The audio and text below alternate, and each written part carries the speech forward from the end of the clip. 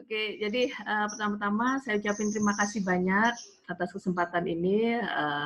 Memang sebenarnya saya sudah mengagendakan ini cukup lama, cuma nggak jadi-jadi. Jadi biasanya terakhir pernah saya sempat ke kampus menawarkan hal serupa dan itu spontaneous. Harusnya saya berencana untuk lebih prepare lagi gitu ya, cuma kondisi tidak memungkinkan ya, mumpung masih banyak waktu, saya dan kemarin iseng-iseng juga saya sampaikan ke Ika, ternyata disambut dengan baik ya, alhamdulillah waktunya matching. Jadi saya mau menyampaikan atau lebih tepatnya sharing knowledge dari apa yang saya lakukan sehari-hari gitu ya. Jadi saya mungkin ini sedikit mengambil waktu, saya mau dedikasikan sharing knowledge ini untuk guru-guru saya di Ilmu Komunikasi Fisip UNER. Terima kasih sehingga saya bisa menjadi saya sekarang saat ini dan juga support teman-teman saya dari Komunikasi 94. Udah kayak nerima Oscar aja nih ya. Oke, ya udah. Jadi gini teman-teman, kali ini saya akan melakukan sharing knowledge tentang dunia research kualitatif ya. Sorry, ini saya copot dulu headsetnya. Ini anak saya mau denger soalnya, pengen denger ibunya ngasih kuliah. Oke, ya. Nanti kalau mau nggak muncul wajahnya nggak apa-apa, tapi nanti saya buka sesi tanya jawab, tolong sebutkan namanya ya. Oke, ya udah. Jadi saya akan share aja slide yang saya sudah siapkan. Saya buat slide ini cukup singkat, gitu ya. Mudah-mudahan nanti dengan eksplorasi lebih lanjut bisa informasi yang saya sampaikan bisa cukup rich, cukup cukup banyak yang bisa teman-teman adopsi. Oke. Semua bisa lihat di sini ya, mudah-mudahan ya. Oh, ini di unmute semua ya. Oke. Ya, jadi saya akan sharing apa yang tema yang saya tawarkan kali ini adalah kualitatif research in business. Jadi pada dasarnya saya akan menyampaikan tentang dunia kualitatif, riset kualitatif itu seperti apa sih gitu ya, kok akhirnya bisa menjadi sebuah mata pencaharian yang saya tekunin gitu ya. Oke. Jadi kok nggak bisa gerak ya. Oke, jadi pertama-tama tak kenal maka tak sayang, saya sharing sedikit ya. Saya Irma Ardrianti, boleh dibilang saya ini berkecimpung sebagai qualitative research specialist. Jadi saat ini saya tidak berafiliasi dengan satu institusi tertentu, jadi saya bekerja sebagai seorang freelancer untuk bidang riset kualitatif. Jadi sehari-hari saya lakukan adalah saya memanage sebuah project research, kemudian saya menjadi moderator atau facilitator. Jadi moderator atau facilitator ini adalah seseorang yang tugasnya menanyakan pertanyaan-pertanyaan research kepada responden. Ya, kemudian saya juga secara garis besar saya memang independent qualitative research analis gitu ya. Jadi jasa yang saya tawarkan kepada klien terserah mereka mau meng-hire saya sebagai project management saja bisa, atau sebagai moderatornya saja bisa, atau sebagai analis dari data-data yang mereka sudah kumpulkan juga bisa, gitu ya. Tapi secara garis besar ini skop pekerjaan saya, atau ketiga-tiganya pun bisa, gitu ya. Nah, saya adalah alumni Ilmu Komunikasi Fisip UNER angkatan 94, angkatan paling sukses dari Komunikasi Fisip UNER. Bisa cek ke Ika dan Mbak Ida. Kemudian saya ambil S2 dari University of Stirling di Scotland, United Kingdom. Mungkin agak matching karena saya degree yang saya ambil adalah Master of Science in Public Relations. Tapi pengalamannya yang dapat dari Stirling sangat banyak dan sangat memperkaya wawasan saya. Oke. Sebentar, nggak Ika, nanti ini kalau mau tanya jawab mau langsung atau gimana? Atau beberapa slide di unmute atau bagaimana nih? Terserah. Jadi kalau misalnya teman-teman mau bertanya, bisa raise hand. Nanti kan bisa ketahuan siapa yang bertanya. Oke, sip. Ya udah. Oke, nanti setiap saya mungkin 3-4 slide saya ini ya pause dulu ya untuk kesempatan bertanya. Oke, nah kita masuk ke research in commercial business. Jadi saya tidak langsung masuk ke kualitatif karena menurut saya ada baiknya kita melihat dulu research in commercial business secara global. Karena kalau tiba-tiba ke kualitatif kayaknya terlalu jumping gitu ya. Jadi intinya saya pengen mengajak teman-teman di sini mengenal kenapa sih kok kita perlu research gitu. Kita selama ini banyak yang melihat dan makin ambil mata kuliah metode penelitian itu karena terpaksa, karena harus ambil skripsi, karena mau nggak mau ya emang harus diambil gitu. Jadi banyak unsur keterpaksaan gitu ya. Padahal saya pun dulu demikian, jadi bisa cek ke IGA bagaimana saya berderai air mata ketika harus menyusun skripsi, menyusun proposal, bolak-balik gitu ya. Dan zaman dulu masih harus ngeprintnya pun di tempat IGA, jadi nggak tahu persis bagaimana perjuangan kami untuk menyusun sebuah proposal dan sampai akhirnya selesai menjadi skripsi gitu ya. Di sini saya mau ceritain bahwa sebenarnya kita melakukan riset itu hampir setiap hari. Jadi sebenarnya tidak ada yang perlu dikhawatirkan dari research, tidak ada yang perlu ditakutkan dari research ya. Sorry. Ini semua slide saya bagiin dalam bahasa Inggris. Tidak ada maksud apa-apa, tidak ada maksud sok ke Inggris gitu ya, tapi lebih karena membiasakan diri aja saya. Kemudian juga saya yakin teman-teman yang di usia muda ini sudah sangat familiar dengan Inggris dan ini rasanya lebih informasinya lebih mengena kalau saya sampaikan dalam bahasa Inggris gitu ya. Tapi nanti kalau misalnya ada yang nggak ngerti atau nggak jelas, do let me know. Silakan aja bilang ya. Oke, di slide ini saya mau menekankan kenapa sih kita perlu research gitu ya. Karena sebenarnya kalau dipikir-pikir kita melakukan research tuh hampir setiap hari. Ya, kalau contohnya misalnya ada sesimpel teman-teman mau malam mingguan nih, ajak pacar mau ngajak makan di suatu resto, pasti melakukan research dulu kan, enaknya di mana, atau mungkin ada yang buka aplikasi harga restonya berapa biar nggak malu-maluin gitu ya, bawa ceweknya gitu. Oke, terus jadi nggak ada perlu dikhawatirkan dengan research gitu. Mungkin research terlihat sophisticated karena memang terbentur dengan pakem yang harus kita buat. Jadi kalau untuk keperluan akademik tentu harus ada proposal, penggunaan bahasanya, grammarnya dan sebagainya. Nah, tapi sebenarnya tolong saya mau mengajak teman-teman sini buang jauh-jauh hal itu. Tapi intinya research itu sebenarnya sudah kita lakukan sehari-hari. Jadi nggak perlu ada yang ditakutin. Jadi kayak kita mau beli suatu produk, kita melakukan research. Apalagi dengan dunia internet sekarang memudahkan sekali untuk melakukan research. Kita mau traveling, kita melakukan research dulu. Tempatnya seperti apa, di sana ada fasilitas apa, dan sebagainya. Nah, research juga kita lakukan untuk memenuhi rasa keingintahuan kita. Jadi kita lagi kepo sama artis Korea siapa, kita lakukan research kan. Nah, research bisa kita lakukan juga untuk mendevelop interest atau hobi kita. So basically we actually do research as part of our daily activities and daily life. Ya. Oke. Nah, kemudian kita mulai masuk ke sisi bisnis. Itu kok kita sehari-hari ya. Nah, lalu bagaimana dengan companies gitu? Kenapa perusahaan melakukan research? Gitu ya. Pada dasarnya research banyak perusahaan melakukan research untuk mencari tahu apa sih sebenarnya yang diinginkan oleh konsumen. Mereka ingin tahu apa kebutuhan konsumen mereka. Nah, makanya mereka perlu melakukan suatu studi untuk memahami lebih lanjut. Sehingga segala strategi yang mereka lakukan bisa sesuai dengan target sasaran.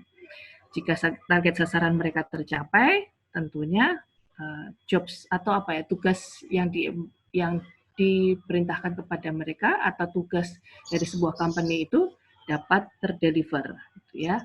Nah, tugas company apa aja ya, macam-macam, bisa untuk memenangkan kompetisi di pasar, kemudian meningkatkan penjualan, atau untuk menciptakan produk baru, atau bahkan untuk merekrut pegawai baru gitu ya. Ini untuk orang-orang yang di HR. So that's basically why companies do research. Oke, lalu siapa sebenarnya kok di dunia komersial yang membutuhkan research? Sebenarnya hampir semua institusi ya. Tapi karena saya batasin di sini komersial, di sini pada dasarnya yang memang profit oriented company ya. Jadi mereka yang menawarkan produk atau jasa, nah itu pasti membutuhkan research. Kemudian consulting agency, jadi institusi konsultansi butuh research, PR agency, bahkan juga advertising agency. Nah, kenapa nih mereka butuh research? Jadi kalau mungkin saya agak kupas sedikit di sini ya.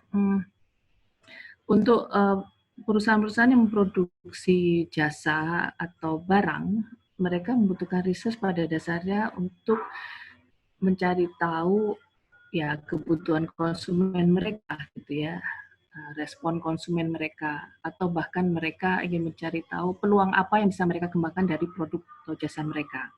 Sementara agency seperti ya baik untuk consultant agency, PR agency, advertising agency, seringkali mereka diminta oleh klien mereka. Klien agency ini kan rata-rata yang memproduksi barang atau jasa ya. Seringkali mereka diminta untuk merumuskan sebuah strategi atau sebuah konsep, bisa konsep iklan misalnya gitu ya. Nah, untuk mengetahui konsep iklan yang mereka tawarkan, mereka bisa melakukan research. Nah, dari situ mereka akan mendapatkan masukan, mendapatkan input untuk improvement dari strategi yang mereka lakukan sebelum mereka sampaikan ke klien. Jadi mereka sudah bisa tahu dulu respon konsumen terhadap konsep yang ditawarkan, gitu ya. Sehingga ketika masuk ke klien, mereka punya data yang kuat bahwa konsep ditawarkan oke atau tidak, ya. Nah, ini sedikit contoh gitu ya, research for commercial purpose. Jadi sebenarnya ini hanya beberapa contoh saja karena masih banyak lagi yang sebenarnya bisa dikembangkan dari sini. Ini adalah dalam sebuah perusahaan siapa sih yang membutuhkan research gitu dan kebutuhan research-nya apa gitu ya. Nah, kalau yang paling sering memang melakukan research itu datang dari permintaan marketing division karena mereka bersentuhan langsung dengan promosi, dengan produk gitu ya. Nah, marketing division biasanya mereka membuka research untuk mengembangkan produk mereka, untuk mengevaluasi materi-materi komunikasi mereka, atau untuk brand positioning mereka.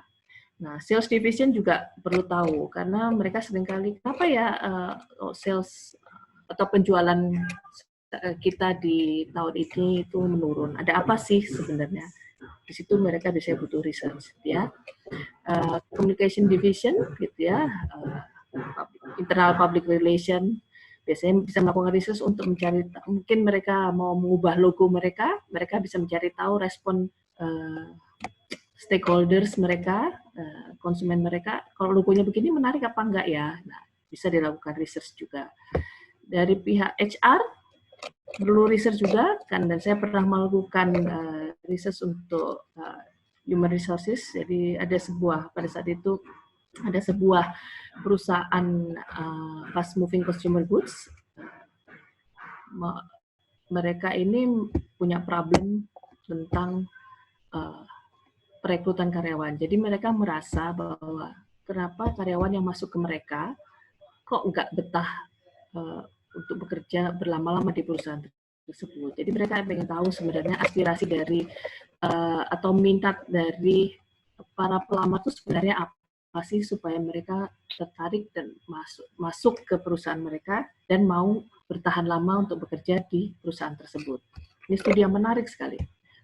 Kemudian juga untuk product development division, mereka perlu masukan tentang produk yang mereka sedang kembangkan. Jadi ada beberapa perusahaan, misalnya saya perusahaan kosmetik, mereka sering sekali melakukan ini. Jadi kalau product development ini berbeda dengan marketing ya. Nah, jadi product development adalah mereka yang berkutat di bagian laboratorium. Kalau untuk kosmetik ya misalnya ya, atau kalau untuk telekomunikasi mereka misalnya ya yang mengembangkan tentang tarif atau mungkin mengembangkan tentang ya fitur-fitur handphone gitu ya misalnya ya.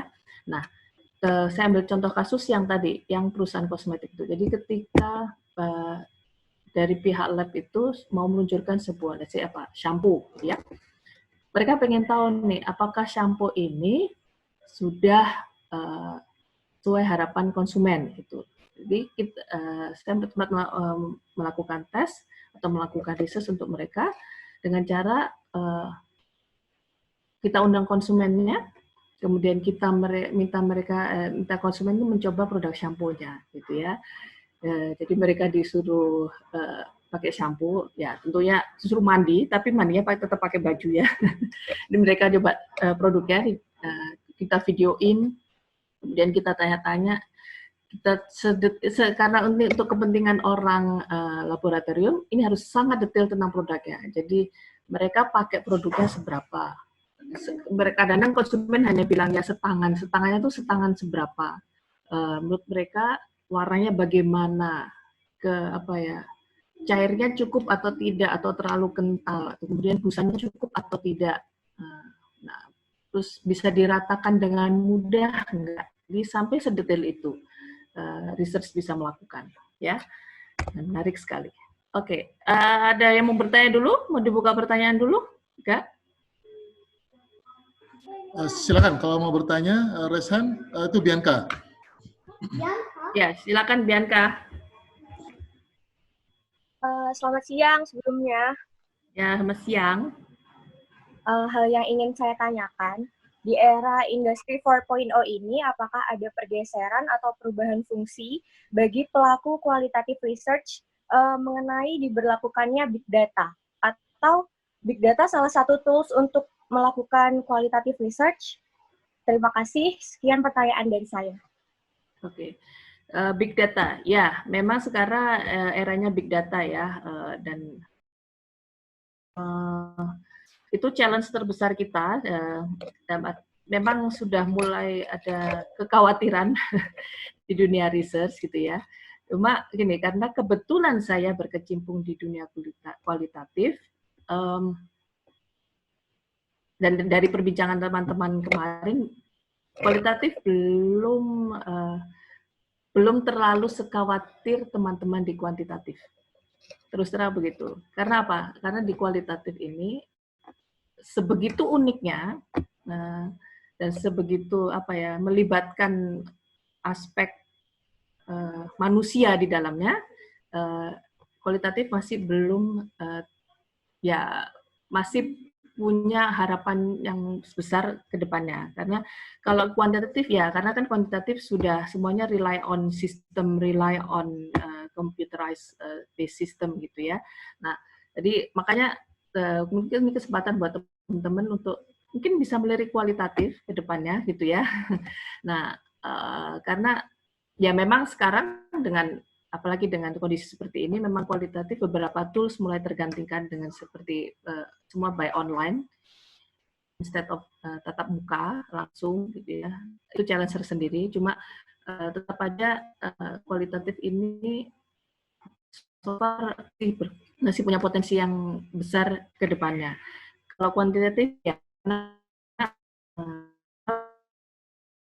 sebenarnya big data pun tidak real facts gitu. Saya tahu teman-teman yang usia milenial yang masih muda-muda ini sangat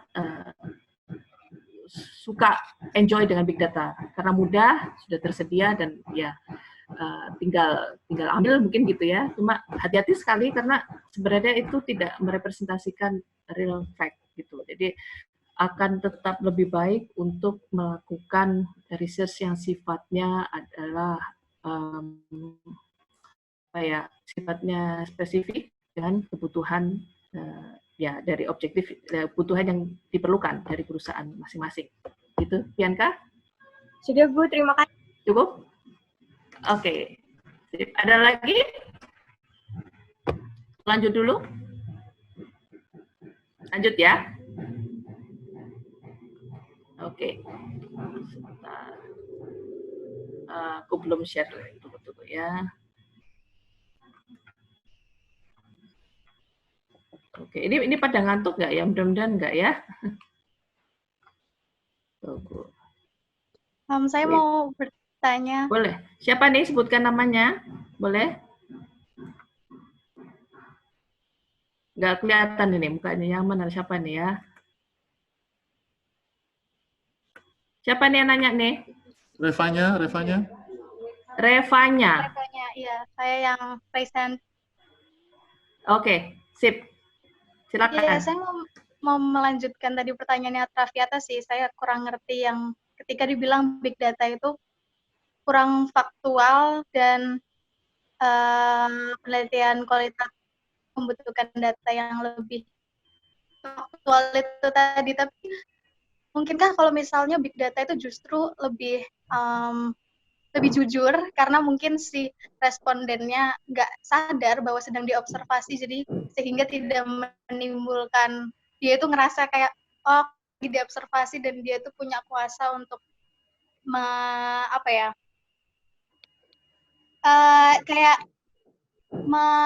melibatkan melibatkan pemikirannya sendiri gitu loh di dalam penelitian tersebut. Sedangkan kalau misalnya big data ini kan memang maksudnya lebih spontan ya? Maksudnya lebih spontan gitu ya? Iya, spontan. Walaupun memang nggak etis sih, tapi itu lebih spontan dan lebih jujur mungkin. Ya, tapi kan tetap aja kita perlu verifikasi ulang ya untuk itu ya. Artinya gini, kita tetap bisa menggunakan big data itu, it's okay gitu ya. Tapi ketika kebutuhan kita sangat spesifik, akan lebih baik untuk melakukan research berdasarkan kebutuhan kita gitu. Paham maksudnya ya? Jadi it's okay untuk preliminary data bisa dilakukan itu. Tapi ketika kan masalahnya adalah setiap perusahaan ya atau institusi kan punya yang tahu institusi tersebut bagaimana perkembangannya dan kebutuhannya kan institusi itu sendiri gitu ya. Jadi nggak apa-apa pakai aja di big data untuk preliminary, tapi ketika ada hal-hal yang spesifik yang harus diadres, yang harus dicari tahu lebih dalam, akan lebih baik kalau di enrich, diperkaya dengan studi yang sifatnya a la carte itu. Kalau di menunya McDonald a la carte itu ya, gitu. Itu sih. Oke. Gimana? Revanya?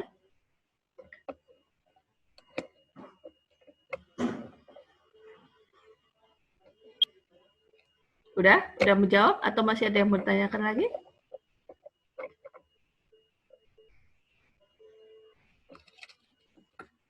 Halo. Sepertinya move on. Move on ya, oke. Nanti kalau ada yang kurang nggak apa-apa, nanti kita ulang juga nggak apa-apa ya. Oke.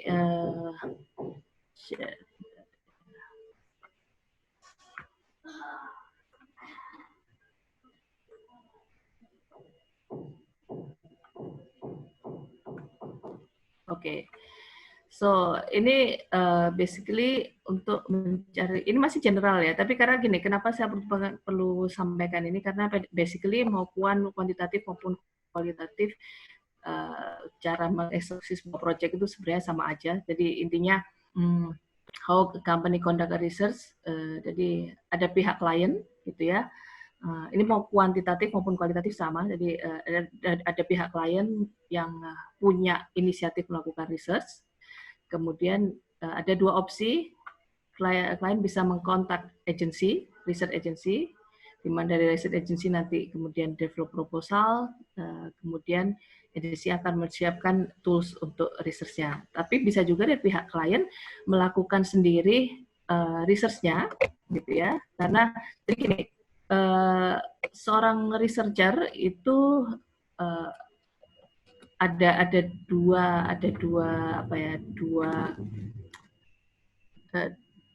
dua kemungkinan gitu ya, researcher dari agency atau researcher dari client side. Client side ini dari sebuah perusahaan yang bukan agency, artinya dia yang perusahaan yang memproduksi barang atau jasa itu tadi ya. Nah, jika staff research sebuah perusahaan itu mempunyai background bekerja di research agency, dia biasanya bisa melakukan sendiri research-nya, gitu ya. Jadi untuk menghemat biaya dan sebagainya, biasanya dimintalah dia untuk mengeksekusi research-nya sendiri. Jadi dia, tapi tidak ideal tentunya karena dia harus ya cukup kerepotan lah karena harus melakukan rekrutmen responden, kemudian menyiapkan toolsnya sendiri. Tidak ideal dan fasilitas yang dipunya oleh sebuah perusahaan tentu tidak sama dengan research agency, gitu ya. Nah, kemudian research agency bisa langsung melakukan research dan menjual atau apa ya istilah spesifiknya itu menjual data yang dihasilkan dari sebuah studi. Jadi ini banyak dilakukan oleh yang tadi sebenarnya kayak big data kayak gitu ya. Jadi let's say misalnya Nielsen melakukan tracking terhadap kebiasaan media consumption. Nah, dia melakukan itu setiap tahun gitu. Nah, hasilnya itu ditawarkan kepada berbagai perusahaan mau beli apa enggak gitu ya. Jadi ini bukan yang sifatnya a la carte. Jadi memang istilahnya datanya sudah ada dan ditawarkan gitu. Jadi ada dua route nih. Research yang a la carte dan kemudian research yang apa ya istilahnya datanya beli dari perusahaan research. Ya. Oke. Kita masuk ke kuantitatif versus kualitatif metodologi, ya. Kenapa ini saya highlight lagi? Saya tahu teman-teman mungkin sudah tahu ini, tapi ini lebih ke yang sifatnya di dunia praktis gitu ya. Sebenarnya masih sama sih antara bahwa baik akademik maupun dunia praktis selalu ada benturan antara kuantitatif dan kualitatif gitu. Cuma karena memang saya kebetulan mendalami di kualitatif, jadi ya memang dan saya bangga dengan ini, gitu ya. Saya perlu menyampaikan sebenarnya apa perbanding kapan kita harus melakukan kuantitatif dan kapan kita bisa melakukan kualitatif. Karena dua-duanya bukan masalah unggul atau tidak, tapi lebih tepatnya kapan menggunakan masing-masing metode tersebut, ya. Oke. Kuantitatif. Jadi kalau kuantitatif ini sifatnya apa ya? Yang kita dapat itu straightforward information. Kenapa straightforward? Karena langsung kita bisa baca. Datanya itu bersifat statistikal, ya. Jadi langsung tahu gambarannya. Sekian persen orang pakai motor Honda, dari berapa orang yang diinterview atau diwawancara gitu ya. Nah, kita bisa tahu sehingga kita bisa juga langsung tahu sebaran datanya itu seberapa banyak gitu ya. Nah, langsung berikan snapshot information. Jadi kita bisa dapat feeling nih. Oh, jadi begini ya. Oh, banyak juga ya gitu ya yang pakai merek ini atau banyak juga ya yang tidak suka dengan misalnya produk X gitu. Jadi langsung nggak bertele-tele gitu ya.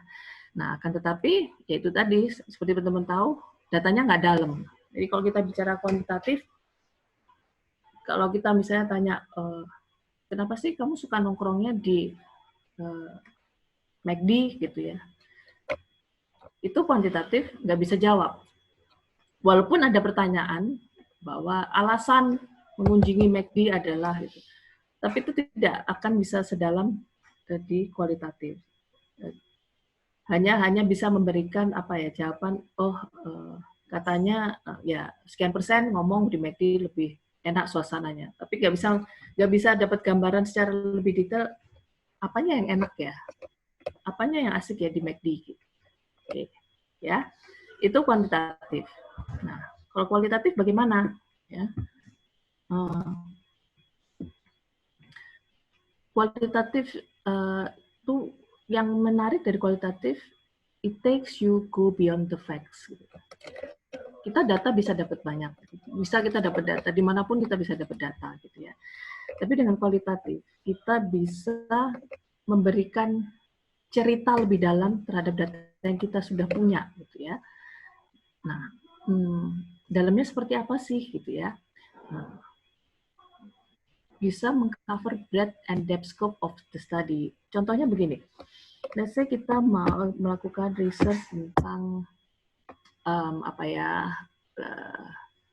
tentang kebiasaan bermedsos, ya.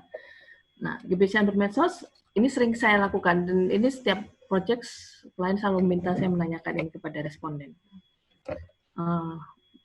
Kalau kita hanya tahu, kita sudah tahu pasti Instagram dipakai banyak orang gitu ya. Nah, tapi kalau di kualitatif, orang kualitatif sudah tahu gitu ya. Dia akan bertanya, kapan pakai Instagram? Dan kapan pakai Twitter? Kapan tuh? Bisa lebih didalamin lagi. Kapan tuh misalnya apa? Oke, saya pakai Instagram kalau saya misalnya lagi mau cari pengen tahu updatean gosip gitu ya. Nah, orang riset akan cari tahu lebih dalam lagi nih, orang kualitatif nih. Loh, bukannya ada TV ya? TV kan juga bisa ngasih update ya tentang tentang gosip itu. Nah, ya, tapi kalau di media sosial kan update-nya itu almost real time. Kalau TV harus nunggu acaranya, harus nunggu program gosipnya. Nah, nanti kita bisa analisa lebih dalam. Kenapa sih gitu ya dengan update gosip yang real time itu penting buat si responden? Itu yang saya maksud, it takes you go beyond the facts. That's the beauty of qualitative, ya. Kemudian, nah itu tadi dengan sedalam itu data kualitatif dia bisa memberikan konteks dan rasional terhadap data findings. Jadi bukan hanya data aja, bukan hanya dalam arti gini, suka Instagram karena menarik atau karena seru aja. Di kualitatif nggak akan puas, jangan jawaban seperti itu, gitu ya. Nah, yang menarik juga kualitatif itu bisa mengcombine observation, bisa kemudian mengcombine. Jadi gini, dari data yang dikolek bisa dikombin dengan observasi yang pernah kita lakukan, gitu ya, sehingga analisa yang kita dapat itu bisa kaya dan mendalam. Oke. Kemudian di kualitatif juga memungkinkan untuk kita mencari data dari berbagai sumber yang ada. Bisa dari bahkan data kuantitatif pun bisa untuk dimasukkan untuk memperkaya data kualitatif kita, gitu ya. Kemudian kita bisa mendapatkan dari Google, dari selama-lama kita mempunyai sumber yang dirasa valid, gitu ya. Jadi kebebasan dan kefleksibilitas ini yang justru membuat kualitatif itu sangat unik dan menarik, ya. Oke, saya mencoba merangkum di sini antara kualitatif dan kuantitatif, gitu ya. Kualitatif versus kuantitatif. Jadi seperti teman-teman tahu, kualitatif itu kalau di akademik bilangnya menghasilkan teori, gitu ya. Nah, jadi intinya ya memang kalau di kita bilangnya ya di komersial ini untuk menciptakan hipotesis atau ideas. Ideas maksudnya bagaimana? Jadi gini, ada kalanya company itu misalnya gini, ada sebuah company, ini company baru atau sebuah company yang sudah eksis lama gitu ya. Ini orang marketingnya di challenge, ayo dong bikin produk baru gitu ya. Produk shampoo gitu. Nah, shampoo sudah ada kan banyak, tapi atau produk kosmetik ya. Kebetulan saya baru terakhir sebelum COVID ini saya melakukan studi untuk sebuah produk kosmetik gitu ya. Kosmetik udah banyak gitu ya, tapi terus apalagi yang mau ditawarkan? Nah, rupanya perusahaan ini tidak mengupdate diri mereka dengan pengetahuan konsumen terhadap kosmetik gitu ya. Jadi gini, apa sih yang diperlukan sebenarnya dari konsumen terhadap sebuah produk kosmetik? Dia nggak tahu gitu ya. Nah, bagaimana dia mau membuat sebuah konsep produk yang baru kalau dia tidak melakukan research gitu. Nah, di sini peran kualitatif sangat besar karena kualitatif bisa memberikan berbagai angle perspektif sehingga bisa nanti digunakan sebagai rumusan produk konsep mereka. Ya. Nah, di kualitatif juga data yang diperoleh itu berdasarkan opini dan experience. Nah, experience ini mungkin yang sulit didapat dari kuantitatif ya. Jadi karena di kualitatif bisa menceritakan tadi konteksnya mereka suka karena apa atau mereka tidak suka karena apa dan bagaimana mereka suka pada saat seperti apa. Detail sekali gitu ya. Nah, kualitatif memang sample size-nya kecil. Ini sering jadi challenge jadi kuantitatif dari orang-orang kuantitatif itu.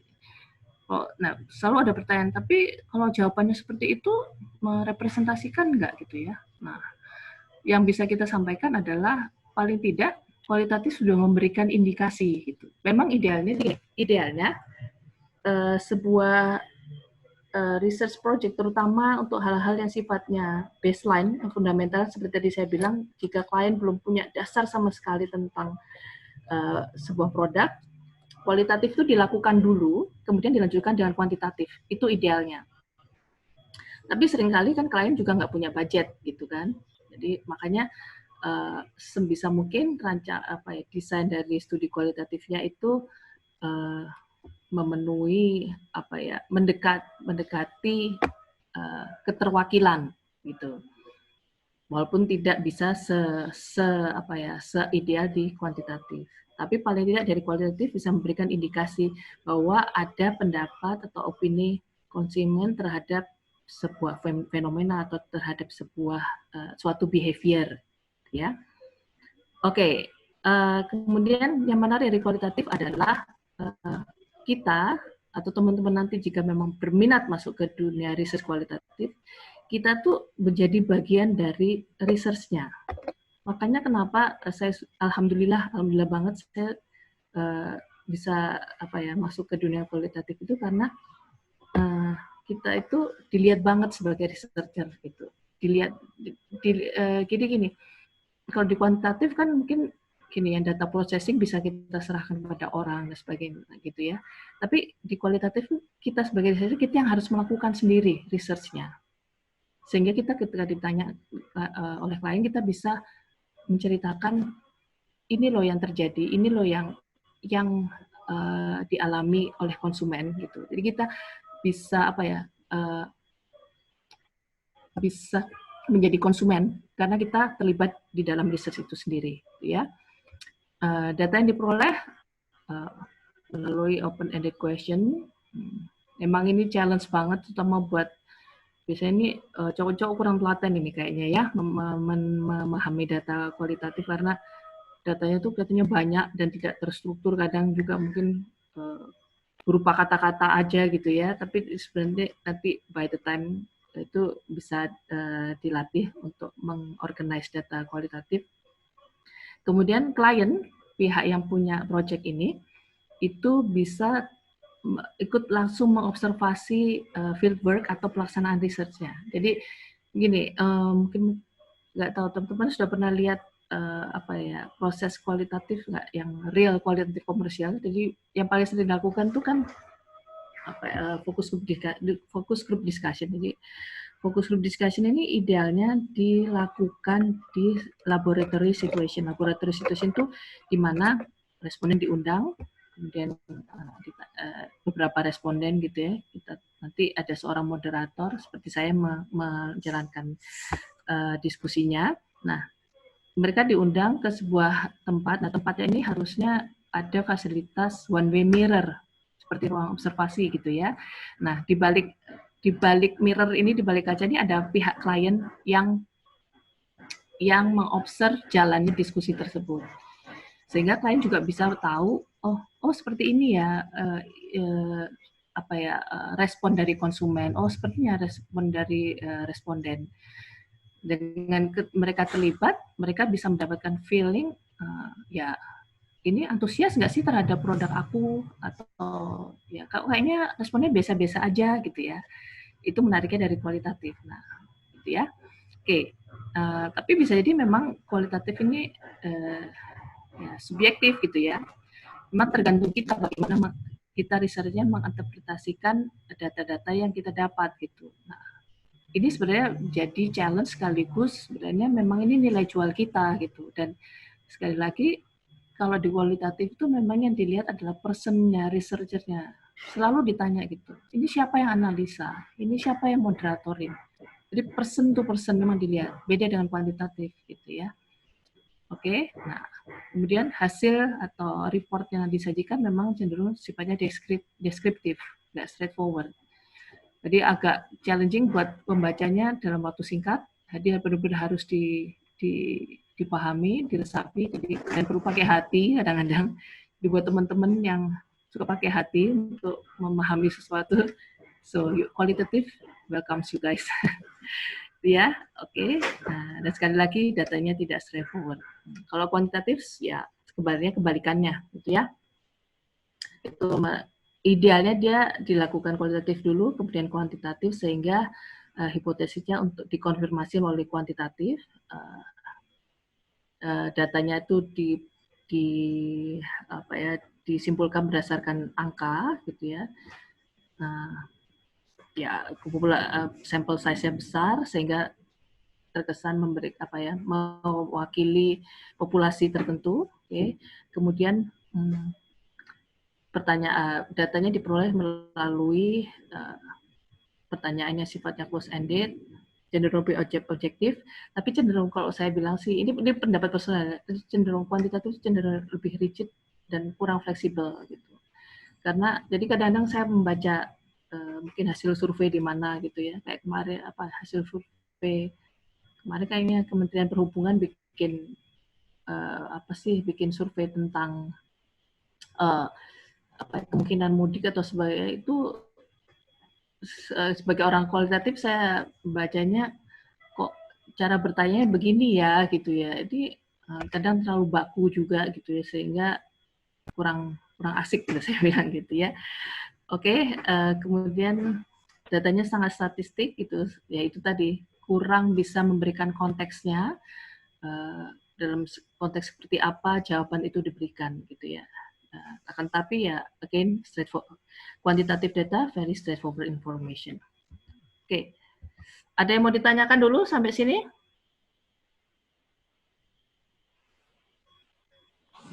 Atau pada tidur nih? Pada tidur nih jangan-jangan. Nabila. Ya, silakan. Ya, silakan Nabila. Saya Nabila. Mau tanya tentang guidelines-nya penelitian kualitatif. Itu kan kayak sering banget kalau misalkan kualitatif kita menentukan pertanyaan, terus kayak pertanyaan yang seperti apa ya yang harus dibuat, batasannya itu kayak apa. Tapi kalau misalkan ditanya kayak gitu, pasti tuh ya terserah peneliti lah, apa yang mau diteliti kan tergantung sama penelitinya gitu loh, mau fokusnya kemana. Tapi kadang peneliti juga kayak bingung gitu loh, apa pertanyaan yang pas di saat kita misalkan udah tahu nih acuannya apa, cuman pertanyaannya seperti apa yang pas gitu loh buat menjawab apa yang pengen kita, jadi tuh jawabannya bisa buat menjawab yang pengen diteliti gitu loh. Oke, ya. Batasannya sih. Ya, thank you Nabila. Ini Ika, ini harusnya Nabila ikut kelas berikutnya nih ya. Karena nanti akan ada sudah direncanakan sama Ika ada lebih untuk mastering qualitative data collection teknik gitu ya. Jadi sebenarnya perlu jam terbang, terus terang perlu jam terbang. Saya dulu masuk qualitative research juga kayak dicemplungin gitu aja, nggak tahu apa-apa, terus ini apa, ngapain sih gitu ya. Karena merumuskan pertanyaan dalam qualitative research ini sangat tricky dan perlu jam terbang yang sangat tinggi, perlu pakai pikiran dan hati. Kalau nggak pakai hati, bablas ya. Harus dirasa, memang harus dirasa dalam arti gini, karena kalau nggak dirasa kita hanya bisa nerima aja atau menerima jawaban aja, dan juga hanya sekedar bertanya aja. Itu nggak bisa begitu. Di kualitatif nggak bisa seperti itu. Jadi gini, mungkin saya harusnya itu dimasuk di batch di kelas berikutnya ya, tapi saya bisa kasih garis besarnya begini. Segala pertanyaan yang diajukan kepada responden itu basically mengacu pada objektif research-nya. Mengacu kepada apa sih yang ingin dicari tahu oleh peneliti. Itu aja sebenarnya. Let's say, kasih contoh nih ya. Kita pengen tahu behavior orang belanja ketika Ramadan, gitu ya. Pengen tahu seperti itu. Nah, itu sebuah objektif. Udah patokannya itu aja, gitu. Nah, cuma memang kalau dengan jam terbang yang tinggi seperti saya udah bisa tahu nih behavior. Behavior itu termasuk apa aja sih? Frekuensi atau seberapa sering belanjanya. Kemudian berapa uang yang dikeluarkan untuk sekali belanja, ya. Terus belanjanya itu modelnya bagaimana? Belanja bulk grocery shopping atau apa, maksudnya belanja bulanan kah atau belanja yang kecil-kecil begitu? Yang kecil berapa kali, yang besar berapa kali, terus di mananya? Di mana tuh yang besar di mana? Misalnya belanja besar tuh di mana? Misalnya di hypermarket gitu. Apa selalu di situ gitu? Oh, karena kalau seperti saya udah curiga, nggak mungkin orang selalu belanja di hypermarket. Belanja besar. Karena apa? Karena karena saya sudah sering menghadapi responden, ini bergantung dengan banyak aspek. Ternyata dia belanja besar di Giant atau hypermarket kalau pas weekend doang, misalnya, atau pas habis gajian.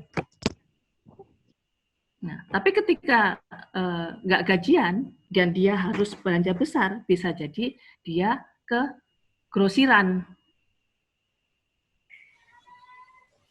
Jadi itu dengan memang harus dibiasakan. Jadi dipelajari. Makanya dulu waktu awal-awal saya menjadi seorang research kualitatif, ini challenge sekali. Jadi saya sampai nangis sampai klien itu menolak saya untuk out jadi moderator. Jadi klien di balik kaca itu bilang begini, bilang ke bos saya, dia diam-diam dia cari bos saya, dia bilang, I don't want Irma, I want somebody else. She's going nowhere. Itu mak jelek nangis di depan klien, di depan responden saya nangis karena pertanyaan saya berantakan banget, nggak ngerti, saya nggak tahu sampai di mana saya terus bertanya, dari mana saya harus stop, gitu ya. Nah, tapi intinya yang bisa dipegangkan adalah balik lagi objective of the study sendiri gitu. Jadi kalau data behavior, ya patokannya behavior aja, gitu. Jangan behavior kemudian kita merambat ke misalnya apa ya, ke tanya tentang iklan gitu ya, sudah jelas gak relevan dong. Atau loh, Bu kok maunya di situ berarti karena iklan ya Bu ya, nggak bisa begitu. Jadi patokannya balik lagi ke tujuan research-nya, itu baseline-nya. Nah, tapi kalau mau detail nanti bagaimana mendevelop pertanyaan dan sebagainya di kelas berikutnya ya, gitu ya. Atau kalau mau japri saya, monggo nanti saya share WA saya. Oke, sip. Ya, ada lagi yang mau ditanyakan?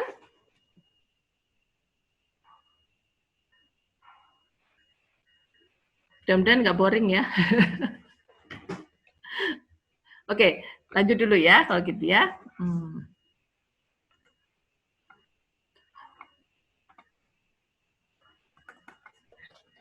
Oke, nah sebentar.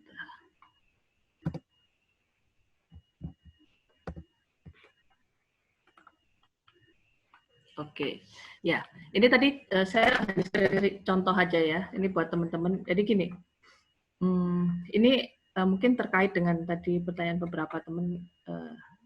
Jadi kapan kita harus bikin, sampai kapan kita harus bertanya dan sebagainya.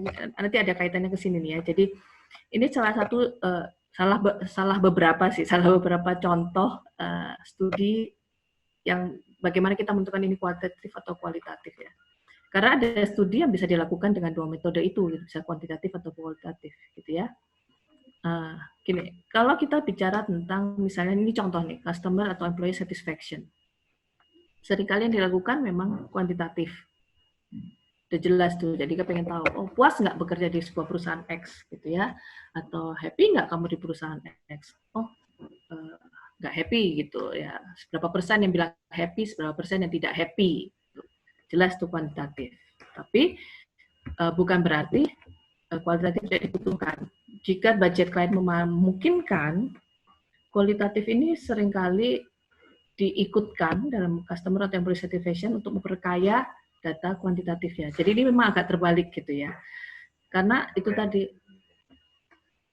Karena itu tadi data kuantitatifnya mungkin hanya bicara sekian persen, tapi oke, puasnya kenapa ya? Gitu. Terus siapa yang bilang itu? Siapa yang bilang puas itu siapa? Divisi apa yang bilang puas gitu? Puasnya kenapa? Nah,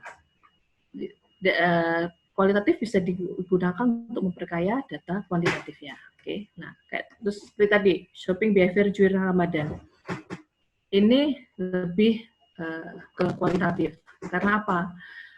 Terutama buat klien-klien yang belum pernah melakukan studi tentang behavior, shopping behavior selama Ramadan, gitu ya. Karena apa? Shopping behavior ini skopnya luas banget. Behavior itu artinya gini, yaitu tadi terkait dengan frekuensi, kebiasaan belinya, channelnya atau di mana belinya. Bahkan nah itu sampai nanya sama siapa belinya. Isi ibu, misalnya ibu yang belanja ini sama siapa belinya. Kemudian terus ada hal-hal lain yang dilakukan selain belanja. Nah, itu dilakukan di kualitatif. Bisa jadi nanti bukan pengen tahu apakah perilaku yang sama itu hanya berlaku di Jakarta atau di Surabaya juga begitu. Nah, di situ peran kuantitatif bisa melanjutkan, ya. Oke, kemudian kalau seperti misalnya consumer usage and attitude towards organic food consumption, ini contoh lagi ya. Ini organic food belum banyak yang melakukan studi ini. Jadi biasanya saya pernah melakukan ini untuk sebuah perusahaan susu formula, karena dia ingin masuk ke kategori organik, jadi dia mengklaim susunya itu organik. Gitu. Sekarang udah rilis, udah launching di market ya. Jadi pada saat itu dia pengen tahu. Memang jadi gini, kalau di kualitatif itu memang tujuannya dia spesifik ya. Dia perusahaan susu yang pengen tahu responnya nanti kalau ada susu organik itu menarik apa enggak, ibu-ibu mau ngasih enggak ke anaknya. Tapi ketika eksekusi atau pelaksanaan risetnya, itu enggak hanya itu aja yang ditanyakan gitu. Jadi kita mencakup antara lain pemahaman si konsumen terhadap organic food itu sendiri apa, gitu ya. Dan ternyata tidak semua konsumen itu punya sepakat terhadap definisi atau pengetahuan tentang organic food. Organic food itu ada yang bilang, oh nggak pakai pestisida, tapi di responden yang lain bilang di organic food itu benar-benar harus sertifikasinya itu sesuai standar, nah terus benar-benar harus meyakinkan kita bagaimana cara menanamnya. Jadi konsumen itu harus tahu ditanamnya bagaimana, dikembangbiakannya gimana. Sebenarnya yang lain mungkin ya pokoknya bebas pestisida aja diklaim bebas pestisida, dia sudah happy, ya. Makanya digunakan teknik kualitatif karena bisa mendalam. Oke, kemudian ini shopping channel during WFH period, gitu ya, working from home. Ini menarik nih, nanti banyak hal nih sebenarnya bisa dilakukan research untuk selama WFH ini ya. Pengen tahu, misalnya klien untuk belanja pada beli di mana sih, gitu ya. Ini bisa kualitatif, bisa kuantitatif, gitu ya. Kalau klien sudah punya studi sebelumnya, dia bisa langsung jump in ke kuantitatif, gitu ya. Tapi kalau berblank akan lebih baik kok dilakukan kualitatif dulu, gitu. Karena dengan kualitatif kita bisa mencari tahu indikasi channel-channel apa yang mungkin keluar dari mulut responden, kemudian dikuantifikasi kira-kira berapa orang yang misalnya belanja lewat online atau berapa orang yang masih langsung ke gerai dan sebagainya, ya. Oke, ini sebenarnya masih lanjutan ya. Kita spesifik mendalami ke kualitatif sekarang ya. Oke, jadi sebenarnya kapan dong kalau gitu kualitatif bisa dibutuhkan? Kualitatif terkait dengan slide sebelumnya, jadi kualitatif itu dibutuhkan ketika memang company atau institusi itu memerlukan pemahaman yang mendalam tentang objektif dari studinya, gitu ya. Tadi kalau belum punya data sebelumnya, punya pengetahuan tentang marketnya, atau benar-benar dia pendatang baru di kategori produk tersebut, mereka perlu kualitatif. Tapi tidak harus selalu gitu juga sih. Jadi ini mungkin sebentar ya. Oke. kayak misalnya research agency, gitu ya, dia diminta untuk let's say bikin iklan untuk edisi Ramadan. Nah, research agency biasanya perlu membuat beberapa alternatif storyboard, gitu ya. Storyboard misalnya jalan cerita A, jalan cerita B, jalan cerita C. Nah, ini kan dari berbagai kepala nih, ide kreatif dari beberapa kepala.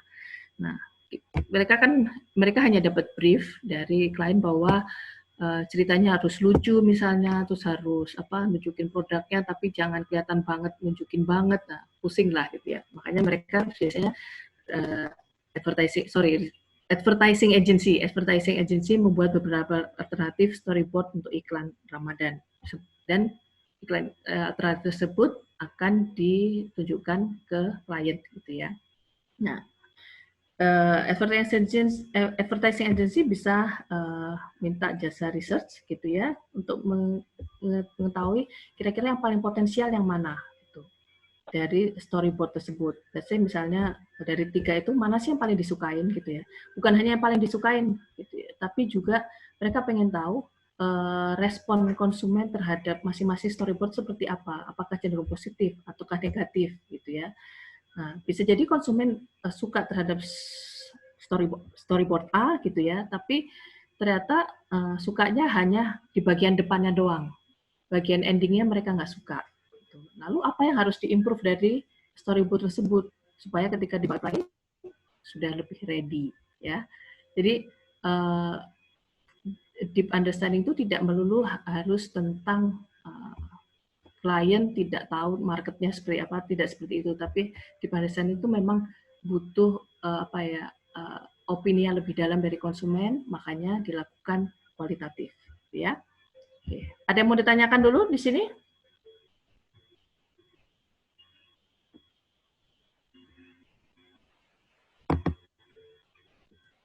Udah, lanjut. Lanjut ya kita ya. 3 monitor. Ya, lanjut saja terus. Oke, ya. Sepertinya pada tidur atau gimana nih? Oke, ya. Oke, sip. Ya udah. Oke, nah, terus bagaimana sih qualitative research itu dieksekusi gitu ya? Jadi ini sebenarnya banyak metode, banyak teknik yang digunakan, tapi yang paling umum itu adalah 3 ini gitu ya. Yang paling sering itu masih focus group discussion dan in-depth interviews. Observation, ya ada juga yang mereka menyebutnya etnografi ya. Etnografi ini sebenarnya di kualitatif untuk komersial ini masih belum banyak yang melakukan karena mahal.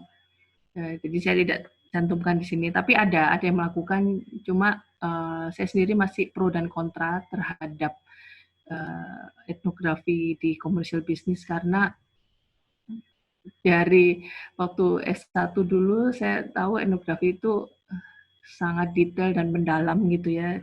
Tapi di kenyataannya ini agak menyimpang kalau komersial tuh kayak tidak seperti pakemnya etnografi. Makanya saya tidak terlalu berani mengklaim bahwa etnografi itu banyak dilakukan.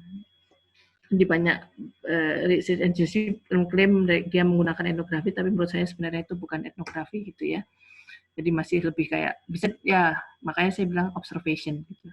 Oke, focus group discussion ini yang paling sering digunakan. Jadi kita mengundang responden ke satu lokasi, di mana lokasi FGD room gitu ya, di Surabaya kayaknya. Nggak tahu, teman-teman mungkin ada yang pernah jadi responden kali ya, mungkin ya, bisa jadi di Surabaya itu. Saya nggak tahu lokasinya sekarang, kayaknya ada 2 di Ngagel sama di daerah Prapen untuk FGD room ini, itu ya, di mana responden diundang ke satu ruangan. Respondennya biasanya isinya 6 orang untuk satu grup diskusi. Kenapa 6? Dulu sih waktu awal-awal saya biasanya menghandle satu grup diskusi itu 8 orang, tapi ini 6 orang, alasannya lebih untuk kemudian untuk menghandling respondennya. Jadi saya sebagai moderator, kalau dengan menghandle 6 orang tentunya lebih mudah dan lebih bisa mendalam gitu ya. Nggak ada alasan spesifik sih, gitu. Cuma kalau 8 lebih energinya terkuras lebih banyak gitu ya. Dan biasanya grup diskusi ini berlangsung rata-rata 2 sampai 2,5 jam. Bahkan saya pernah handling grup diskusi itu per sesi diskusi itu 4 jam. Dan saya harus menghandle 23 grup diskusi di 4 kota. Dan itu cukup melelahkan. Nah, biasanya grup yang atau FGD yang panjang-panjang itu untuk studi yang esensial sekali. Jadi waktu itu ada sebuah klien perusahaan susu formula, bukan susu formula, perusahaan susu. Dia dairy product. Jadi perusahaan yang pokoknya memproduksi susu, mulai susu formula sampai susu growing up milk gitu ya, susu dewasa. Jadi mereka melakukan studi namanya brand equity study. Jadi brand equity ini studi yang sangat esensial sekali, di mana kalau udah dapat kuliah marketing, unsur 5P itu semua dicek. Jadi dari segi harganya, dari segi semua brand yang mereka punya itu dievaluasi, dicek persepsinya, dicek ya persepsi bisa macam-macam, dari segi harganya, dari kemudahan mendapatkannya, dari image brandnya, dari iklannya. Jadi makanya grupnya lama, 4 jam, melelahkan gitu ya. Makanya seorang moderator harus punya stamina yang prima gitu ya. Oke, kemudian in-depth interview juga sangat umum, biasanya dilakukan untuk terutama untuk yang studi-studi yang sifatnya mungkin agak sensitif. Jadi misalnya, let's say penggunaan kontrasepsi gitu ya, nggak mungkin pakai FGD gitu ya. Kemudian apalagi ya, atau yang memang pengen tahu pendapat pribadi masing-masing, pendapat per individu. Jadi misalnya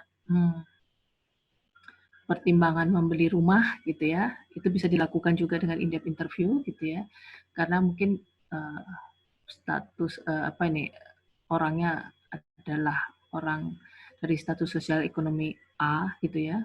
Atau saya pernah melakukan studi untuk sebuah klinik kecantikan, di mana saya harus menginterview responden kelas A++, kelas atas sekali gitu. Kenapa dilakukan in-depth interview? Karena sebenarnya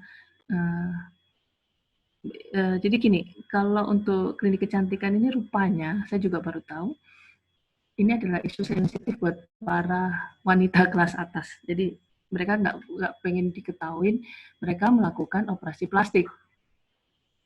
Sehingga kalau dibuatkan grup diskusi, jadi misalnya diundang responden yang pernah melakukan operasi plastik, itu nggak akan mau datang. Jadi makanya yang dipertimbangkan adalah menggunakan in-depth interview, karena untuk menjaga convenience dari respondennya gitu ya. Oke, kemudian observation bisa kita lakukan dengan cara yang sering dilakukan itu namanya adalah home visit.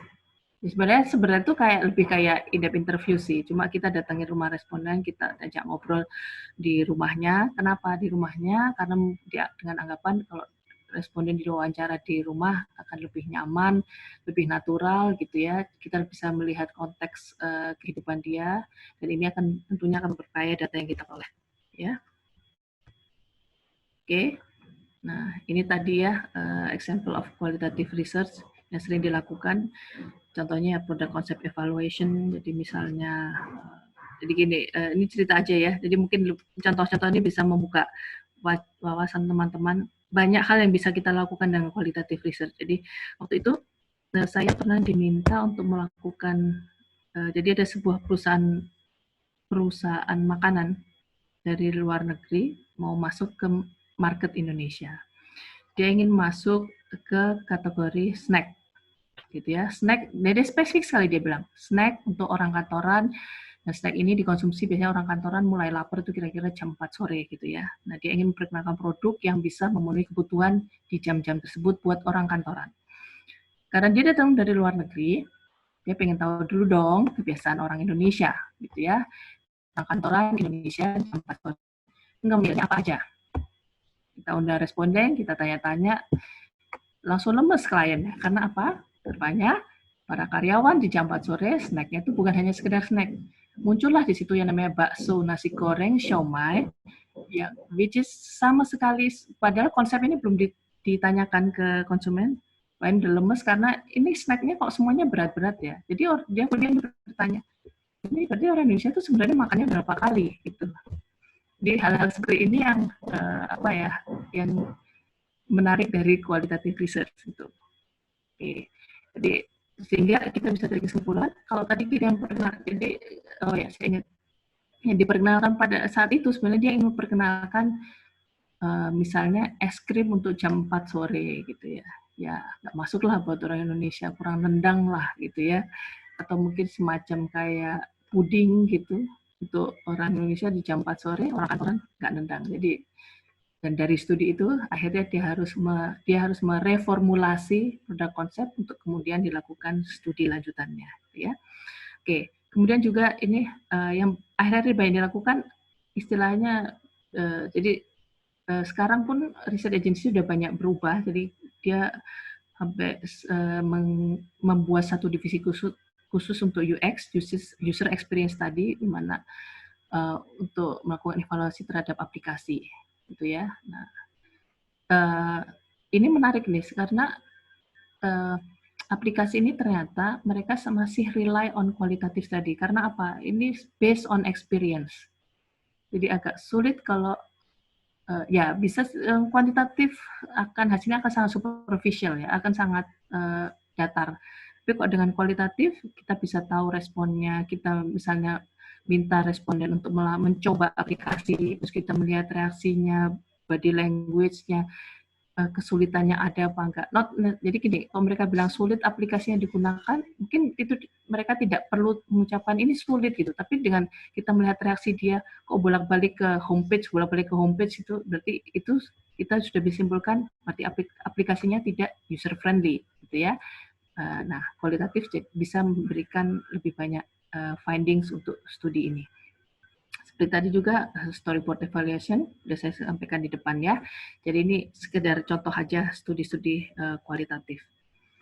Oke, nah ini mungkin tadi Sobat Nabila kali ya. Ini contoh pertanyaan dalam kualitatif data gitu ya. Ini hanya contoh super singkatnya dari pertanyaan-pertanyaan yang sering kita tanyakan kepada responden gitu ya. Nah, contoh nih kayak kita mau menanyakan tentang behavior of fast food consumption ya. Pertanyaan gini, biasanya menu yang dipilih apa pas lagi ke resto fast food? Satu responden yang akan jawab, kalau pas makan malam biasanya nggak yang berat-berat sih, paling makan burger sama minum, kira-kira habisnya 20 ribuan. Ini yang disebut data kualitatif. Tidak straightforward memang, tapi ini berharga sekali buat kita. Ya, dari satu jawaban aja kita bisa tahu jenis menu, spendingnya, duit yang dikeluarkan dia berapa, gitu ya. Kemudian timingnya, kalau malam yang dipilih burger karena nggak mau berat, dan kalau saya udah bisa tahu nih, kenapa kok malam nggak mau itu? Oh, karena dia pulang kerja, dia nggak mau berat-berat. Di rumah misalnya dia masih tinggal sama orang tua, dia masih harus makan masakan ibu, jadi nggak penuh-penuh banget perutnya. Jadi kita sudah bisa membaca nih kalau orang yang kualitatif yang sudah researcher yang sudah bisa menghandle kualitatif, ya. Nah, kemudian contoh lainnya kita seperti tadi ya, itu tadi social media usage gitu. Online shopping, media sosial untuk apa sih? Gitu. Untuk online shopping, untuk kepoin teman, untuk lihat gosip artis gitu ya. Nah, seperti tadi, kalau lihat gosip artis kan bisa di TV, tapi beritanya kalau di TV kan udah telat. Nah, nanti ini bisa ditarik kesimpulan. So, kalau tahu gosip telat, kenapa ya? Kenapa sangat perlu terupdate dengan gosip artis? What is the importance of selalu update tuh kenapa sih kok penting gitu. Jadi ini contoh-contoh kualitatif data ya. Mudah-mudahan ini bisa ngasih clue ke Nabila sedikit ya. Oke. Nah, kemudian apa sih yang harus di-prepare dalam qualitative research gitu ya. Jadi selalu melibatkan dua pihak ini ya, dari pihak klien selalu come up dengan research brief. Dari research brief ini disampaikan ke research agency. Nah, research agency ini nanti harus menyampaikan buat research proposal, mendevelop record questionnaire, mendevelop discussion guide. Jadi discussion guide ini nanti digunakan untuk panduan bertanya kepada konsumen, gitu ya. Kemudian mengeksekusi dan nanti hasilnya akan dianalisa. Ya, ini garis besarnya. Oke, ada yang mau ditanyakan?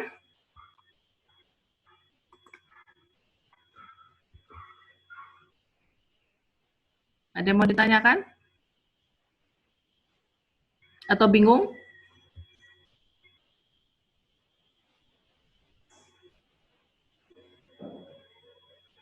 Gimana? Bingung? Enggak. Atau ada yang sudah mulai tertarik dengan dunia kualitatif? Atau malah jiper? Ya. Oke. Udah lanjut aja atau gimana nih? Atau Pandu, Mbak Ida mau bertanya, Pandu?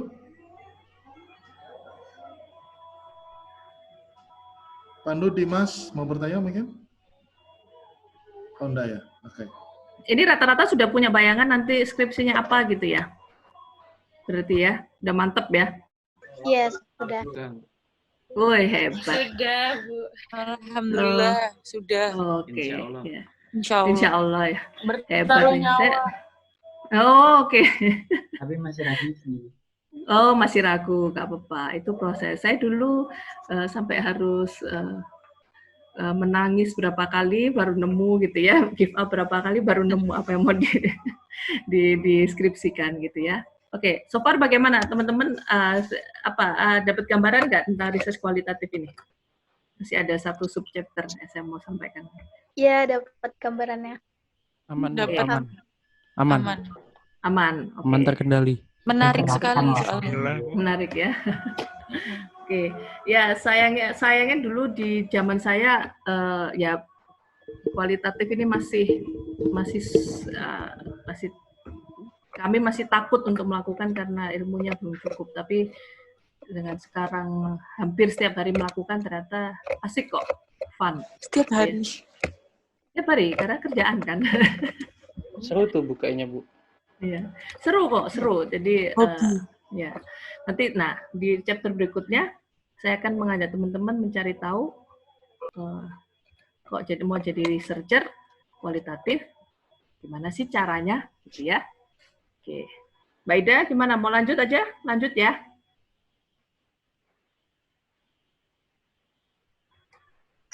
Mbak, saya mau tanya, Mbak. Oh, boleh. Siapa nih? Aldin. Aldin, ya Aldin, monggo. Kalau kayak untuk guideline untuk melakukan atau menjalankan penelitian kualitatif untuk korporat, misal seperti bentuk form pertanyaan atau tadi yang di slide terakhir itu ya. Ada Mbak di internet, Mbak?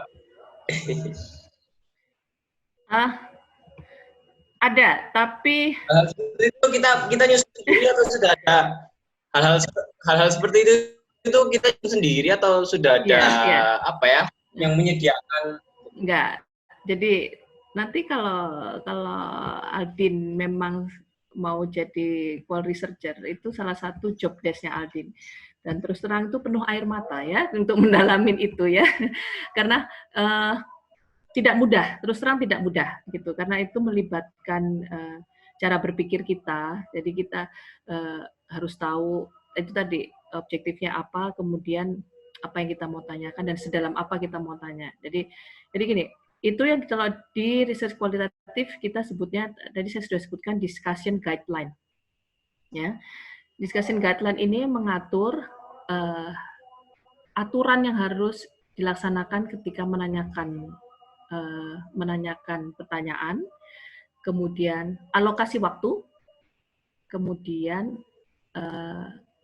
chapter-chapter dari setiap pertanyaan itu apa, dan kemudian poin-poin apa yang harus ditanyakan, gitu ya.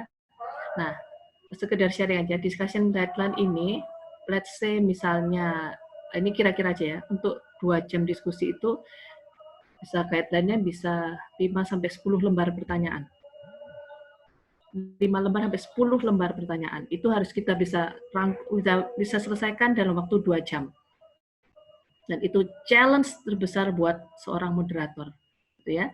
Apalagi ketika moderator ini dilihat langsung oleh klien. Jadi kita ini sebagai moderator itu tidak apa ya. Nanti di bagian akhir sebenarnya saya sampaikan sih gitu ya. Tapi gini, balik lagi nanti untuk menjawab pertanyaan Aldin, itu kalau lihat internet hanya basicnya aja. Mungkin ada, tapi kok saya nggak pernah lihat juga ya. Karena selalu disalahin sama bos saya dulu gitu. Ngapain kamu lihat di situ, bukan itu.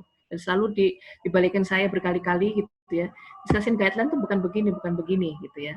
Tapi intinya gini, discussion guideline tuh harus bisa mencantumkan poin-poinnya apa yang ingin dicari gitu. Dan saya gini, kayak tadi, frekuensi mendatangi seberapa sering datang ke resto fast food gitu ya. Nah, di situ tuh poin di bawahnya adalah apa yang membuat mereka datang ke resto fast food, motivasinya apa gitu ya. Nah, kemudian pada saat misalnya gini, pas pulang kerja kenapa harus resto fast food, kan bisa juga kan ke warung kopi gitu. Nah, kemudian seberapa sering ke resto fast food, terus dengan siapa dan sebagainya. Nah, itu harus ada di dalam guideline itu. Jadi akan lebih baik kalau peneliti sendiri yang menyusun discussion guideline itu. Oke. Kalau mau tahu detailnya harus ikut kelas berikutnya ya. Oke, tapi kira-kira seperti itu. Kalau di internet saya rasa nggak ada sih, karena semuanya tuh sangat spesifik dan dibuat spesifik untuk sebuah studi. Ya, tapi nanti kalau Aldin mau japri saya, mau tanya clue-cluenya boleh, monggo. Nanti saya kasih WA saya, ya. Oke. Ada lain? Oke. Nah, kita masuk ke bagian akhir ya kali ya, bagian akhir dari sharing session saya ini. Saya tuh mau sharing sebentar ya.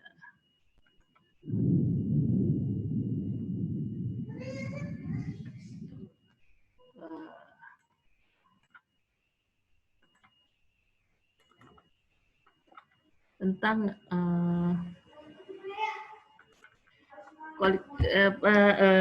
research industri sendiri gitu ya. Nah, research industri itu tentu normal kualitatif ya. Jadi perlu saya sampaikan kalau research agency itu selalu punya divisi kualitatif dan kuantitatif, selalu begitu ya. Dan ada juga divisi yang tadi menjual data yang sudah, jadi studi yang sudah dilakukan oleh agensi tersebut, kemudian hasilnya dijual kepada para klien gitu ya. Jadi biasanya ada 3 divisi itu, tapi umumnya divisi kuantitatif dan kualitatif. Itu basic research agency gitu ya. Oke, kalau mau ditanya, ini pengalaman pribadi ya. Reason of becoming qual researcher. Kenapa sih kok saya akhirnya memutuskan ya udah, ya wis lah, aku dalamin dunia ini gitu ya, aku niatin. Karena saya waktu itu ingat, nggak tahu Iga masih ingat ya gitu ya. Dia cukup kaget ketika, ini di research gitu, nggak salah kan, gitu ya. Saya diem aja, iya kenapa ya, salah nggak ya gitu ya. Tapi ternyata ada keasikan dari dunia kualitatif ini. Jadi kenapa sih? Karena qual researcher itu is the storyteller of the object being studied. Kita tuh storyteller-nya, kita yang menceritakan, kita yang punya datanya, kita yang punya segala hal yang kita ingin ceritakan tuh kita. Sekali lagi, push of attention-nya tuh di kualitatif research itu adalah kita researcher. Dan itu bahkan sampai ke sekarang, ketika klien itu memilih satu research agency, terus ditanya, nanti yang melakukan moderator siapa? Yang moderator ini siapa? Bahkan ada klien, saya mau Mbak ini, saya mau ini, saya mau ini. Spesifik. Jadi mereka sudah kenal nama kita. Jadi personal branding itu keangkat banget. Ya. But again, it takes a lot of effort gitu ya. Jadi tapi potensi itu ada. Jadi ini kesempatan baik buat kalian untuk yang memang pengen gini. Kalau kita, maksud saya gini, kalau kita kerja di sebuah let's say perusahaan, kita belum punya loh kesempatan seperti ini gitu.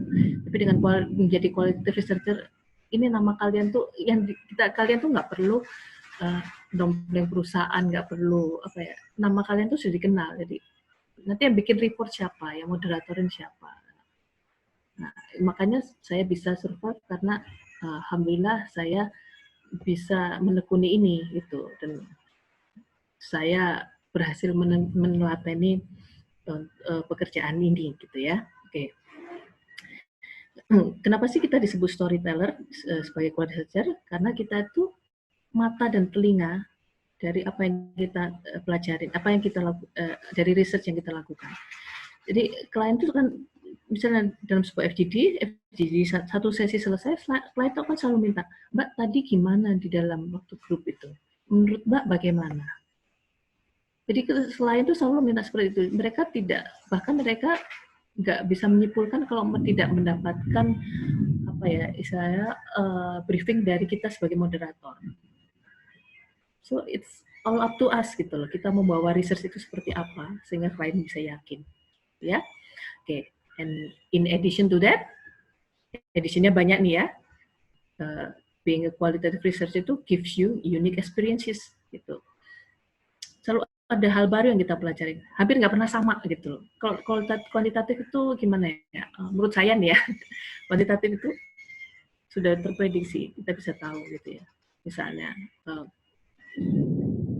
seberapa banyak orang suka motor Honda, kita sudah tahu gitu. Tapi why Honda? Ternyata ada story di balik kenapa Honda itu dipilih. Nah itu beda lagi kalau kita bicara tentang studi tentang apa traveling, kenapa orang sekarang pengen traveling, beda lagi, banyak hal yang menarik gitu ya. Dan dunia kualitatif itu lebih dynamic gitu. Allow you to explore the object based on your intuition gitu ya. Nah, kenapa dynamic? Karena ya sesimpel kata gitu ya. Terus terang ini di banyak orang-orang kuantitatif itu di riset itu seringkali iri dengan orang kualitatif. Karena apa? Di kualitatif itu sudahlah proyeknya harganya lebih mahal dari kuantitatif, dan terus terang fasilitas yang kita dapat lebih banyak. Fasilitas dalam arti begini, orang kualitatif kalau kita perjalanan ke keluar kota gitu ya, kita selalu dapat fasilitas hotel yang nyaman gitu, tapi memang tergantung kita seberapa experience ya. Terus kemudian kita dapat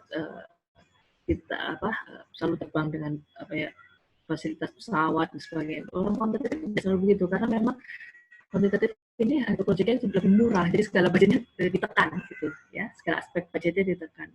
Makanya seringkali jadi agak terjadi kesenjangan sosial antara orang kual dan kuanti gitu ya. Oke, kemudian yang paling menarik juga adalah menjadi quality researcher itu challenge you dan pasti develop your intellectual skills. Not only that, but also your emotional sensitivity gitu ya. Jadi buat teman-teman yang suka bicara tentang hati, nah cocok banget nih gitu ya. Nah, anak muda sekarang suka bicara hati gitu ya. Jadi kalau dibilang orang research aja udah kesannya ada yang bilang, wah kok kayaknya ini banget sih, akademik banget. Oke, emang iya sih gitu ya. Tapi dengan kual ini nggak cuma itu loh. Kita tuh di saya sendiri saya merasakan framework berpikir saya itu lebih terstruktur, lebih bisa melihat sebuah fenomena, sebuah event itu secara lebih lebih rapi. Terus kemudian cara berpikir saya juga tidak terburu-buru. Saya lebih berempati. Nah, banyak hal yang kita bisa dapat dari kualitatif gitu ya. Analytical skills jelas, interpretation skills jelas gitu ya, kita dapat gitu ya. Sense of understanding tentunya iya gitu ya. Kalau dulu saya melihat misalnya gini, saya pernah melakukan studi tentang obat nyamuk bakar waktu itu. Terus studi itu berkesan sekali karena saya harus menginterview orang dari kalangan kelas bawah. Waktu itu di Medan, dan saya interview adalah seorang responden istri dari buruh karet, penyadap karet gitu ya. Nah, rupanya yang diomongin tentang obat nyamuk bakar nih sebenarnya ya. Tapi merembet-rembet dia akhirnya curcol betapa strugglingnya hidupnya, bahwa untuk kenapa dia tetap harus menjaga kesehatan keluarganya dengan membeli obat nyamuk bakar supaya terhindar keluarga dari nyamuk, gigitan nyamuk. Karena dia juga harus makan, harus bagi-bagi duitnya untuk makan. Bahkan dia waktu itu kenapa dia waktu itu cerita sampai saya aja beli pakaian dalam aja nggak bisa loh Mbak.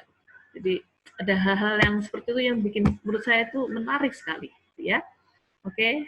Dan kalau tadi ini fun, meeting new people, find new things, and finding answer of something. Jadi buat orang query researcher itu kalau belum bisa nge-crack, istilahnya nge-crack objektif yang diminta klien, belum bisa memberikan jawaban, itu nggak seru. Jadi kalau kita sampai akhirnya bisa menemukan jawaban, that's marvelous.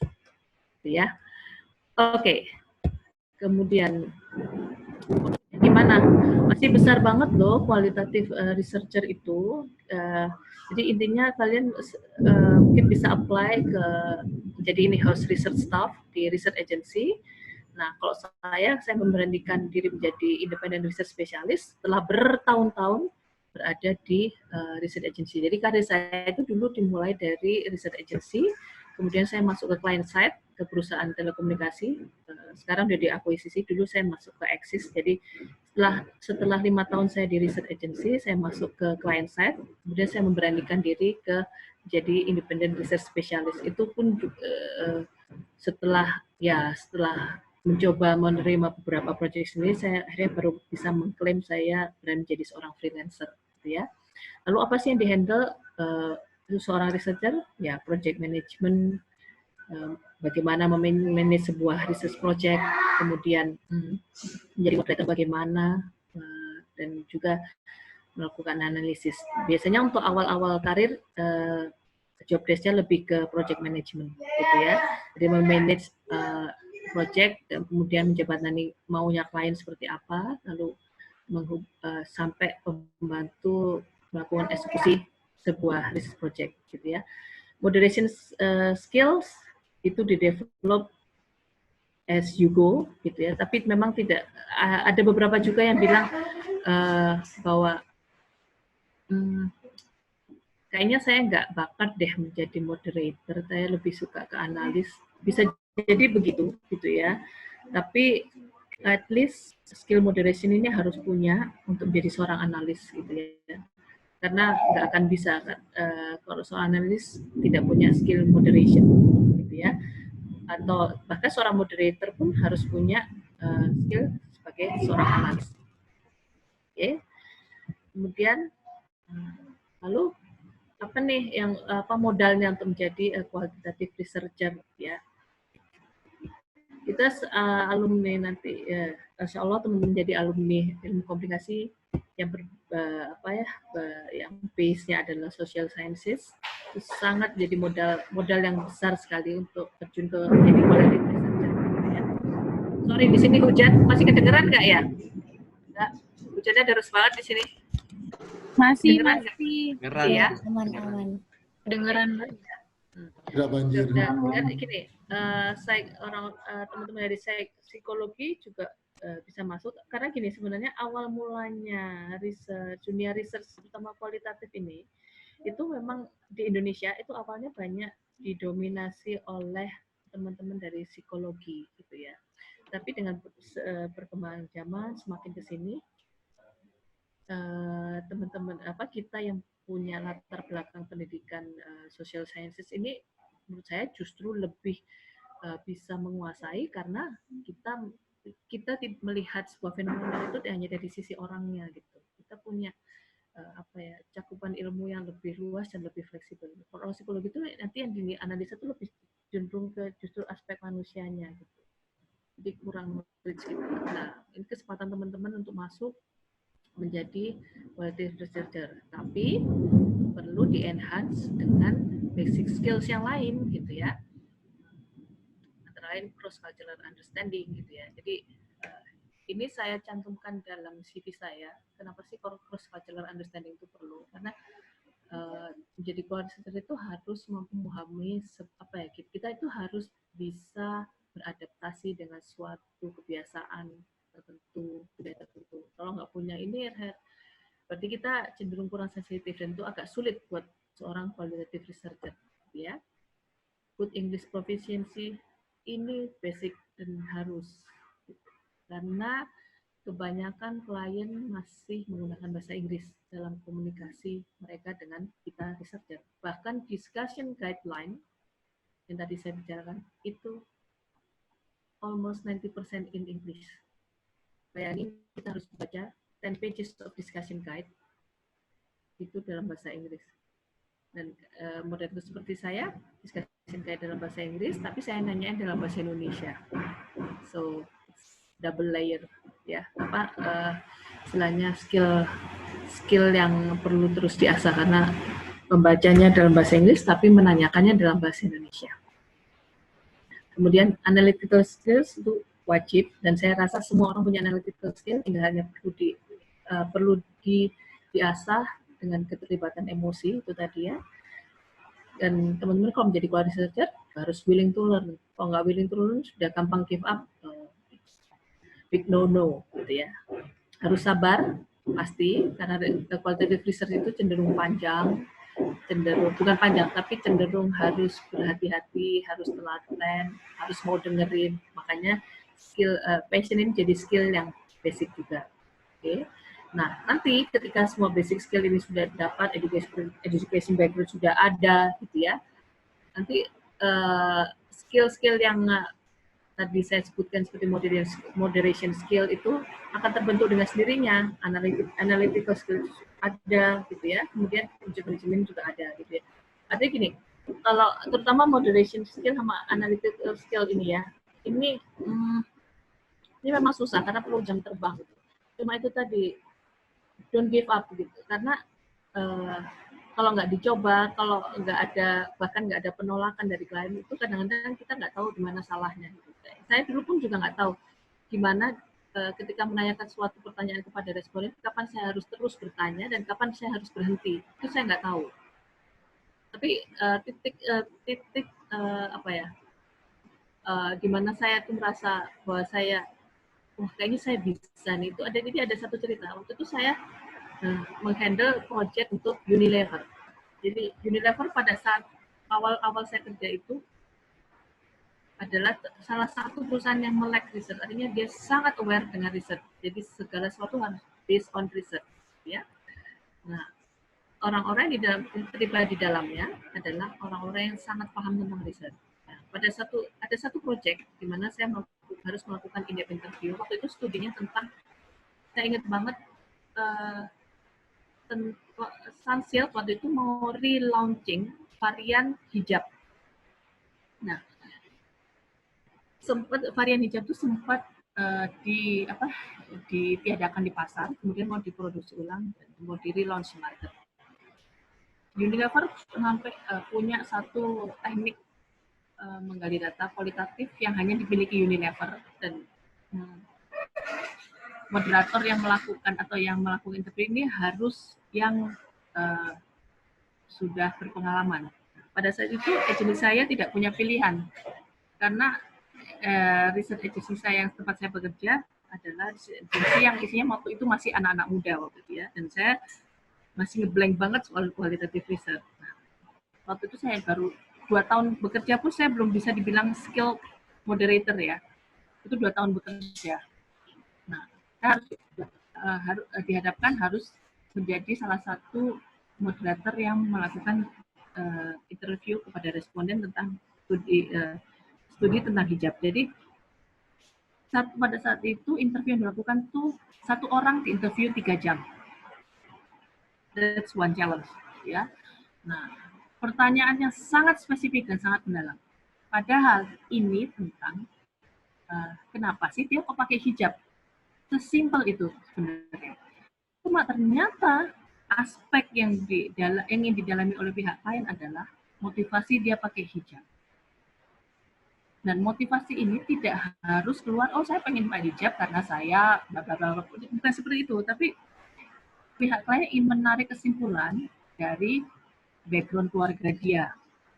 Kemudian cerita-cerita yang ada dalam hidupnya sampai dia bisa memutuskan pakai hijab itu kenapa. Kemudian ekspektasi dia memakai hijab itu kenapa? Terus dipikir-pikir apa hubungannya sama produknya Sunslick hijab. Ternyata hal-hal yang dia sampaikan oleh responden ini nanti itu bisa digunakan untuk banyak hal. Untuk ide iklannya, untuk ide promosinya, atau bahkan untuk ide mencari tahu lebih banyak fitur-fitur apa dari sebuah shampoo yang ingin didapat dari responden. So, jadi bisa teman-teman bayangkan kalau nggak sabar kita menjadi quality researcher itu memang agak susah gitu. Tapi believe me, once you hit it, you will deal with it gitu. Sama menarik. So sabar ya, but you can do it. Gitu. Okay, ya. So ya, tadi ini sekilas kalau lihat gambar di kiri itu suasana seperti FGD room seperti itu. Yang di kaca yang ada yang lagi nulis di whiteboard tuh saya yang biasa seperti bukan saya, tapi maksudnya contoh itu seperti saya yang lakukan gitu ya. Jadi saya misalnya melakukan menjadi moderator, ada klien di balik kaca itu yang mengobservasi saya. Jadi ini jadi kita tuh kayak perform gitu, perform untuk responden dan untuk klien. Ini berkaitan dengan slide berikutnya. Jadi salah satu yang saya mau sounding ke teman-teman, kenapa sih lebih ke moderator gitu? Analisis sih iya sih sebenarnya, tapi itu bisa kok. Artinya karena teman-teman belajar di sebuah kampus dengan reputasi yang bagus, harusnya kemampuan analisa teman-teman cukup baik gitu dan bisa gitu ya. Tapi gini, kenapa moderator ini yang saya highlight? Karena ini uniknya dari sebuah industri research kualitatif. Bahkan sampai bisa muncul freelancer atau independent spesialis yang khusus bergerak di bidang research moderator. Karena itu tadi, tidak semua orang bisa menjadi moderator yang baik untuk sebuah research kualitatif. Terus terang, ini sangat dicari. Dan sekarang, yang ada di Indonesia, semua moderator hanya ada di Jakarta. Mungkin sekitar sekarang jumlahnya se-Indonesia, saya bilang mungkin kisaran sekitar 80-an orang mungkin dibanding profesi lain loh. Jadi punya potensi yang besar banget gitu. Bahkan ketika ada studi yang mengharuskan kita keluar kota, itu yang dibawa itu orang moderator dari Jakarta yang harus travel ke daerah. Nah, akan sangat bagus kalau teman-teman domisili di daerah bisa mendalami menjadi qualitative researcher moderator. Cuma sayangnya itu tadi memang harus masuk ke sebuah research agency dulu ya, gitu ya. Nanti kalau misalnya teman-teman tertarik lebih dalam, saya bersedia menjadi mentor.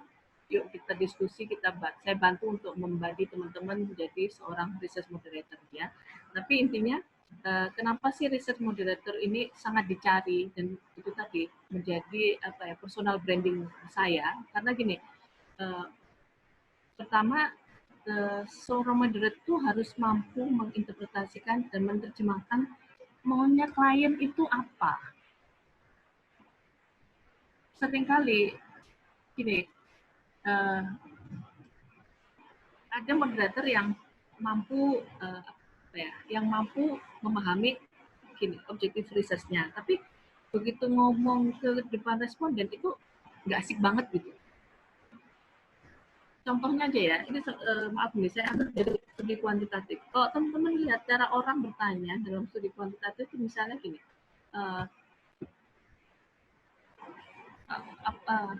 menurut Anda seberapa sering Anda melakukan perjalanan ke luar kota? Itu nggak enak banget gitu loh didengarnya gitu ya.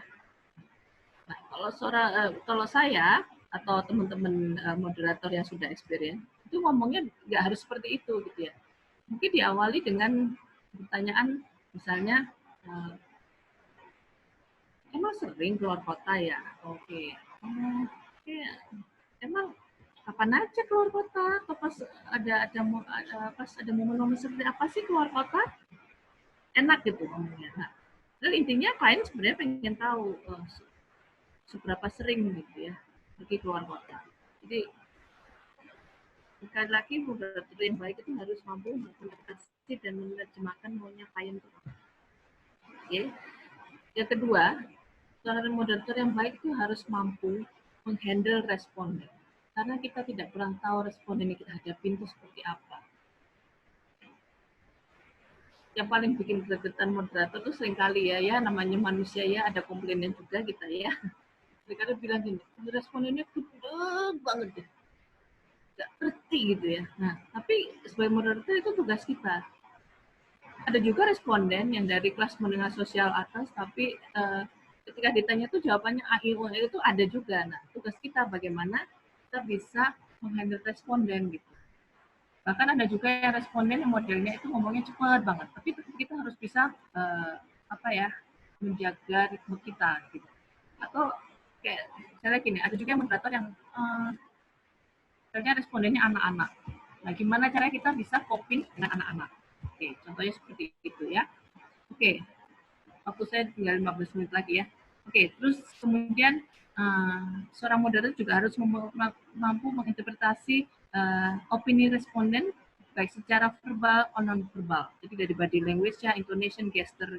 Jadi seringkali kenapa itu tadi, klien sering bertanya, Mbak tadi waktu diskusi gimana Mbak? Gitu. Karena klien tidak bisa, walaupun dia sudah menyaksikan sendiri, mengikuti sendiri FGD-nya, dia tidak bisa memahami body language, intonation, atau gesture yang disampaikan oleh responden. Jadi misalnya gini, ada satu responden yang ngomongnya berapi-api, itu kan kita bisa tahu bahwa ini memang antusias ngomongnya gitu. Berarti dia menguasai benar apa yang kita tanyakan.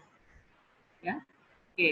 Nah, kemudian juga seorang moderator juga harus punya analytical skill. Karena ketika kita melakukan bertanya kepada responden, kita tuh kan nggak bisa asal tanya aja. Jadi ibaratnya kita tuh tanya sambil mikir. Dan seringkali itu sangat melelahkan. Makanya kita dibayar juga untuk karena itu ya. Jadi moderator yang baik harus punya analytical skill dan juga mampu memformulasikan pertanyaan sesuai dengan bahasa responden. Oke, kemudian mampu waktu. Seperti tadi saya bilang, 5 halaman pertanyaan atau bahkan 10 bahkan 20 halaman pertanyaan itu harus diselesaikan dalam waktu yang sudah ditentukan. Ya. Jadi ini makanya saya sangat meng-highlight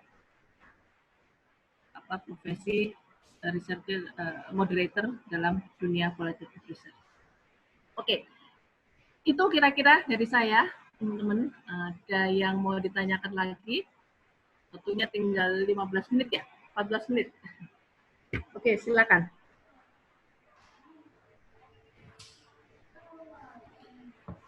Ini mohon maaf, mungkin sebelum 15 menit karena ini sistem akan otomatis terclose jam 4. Ya. Ya, gimana, Kak? Terserah, kalau ada mungkin Bu Ida. Ya. Tes. Oh, oke. Ya. Oke. So, ada yang mau ditanyakan? Mudah-mudahan bermanfaat ya. Amin. Bisa nambah wawasan.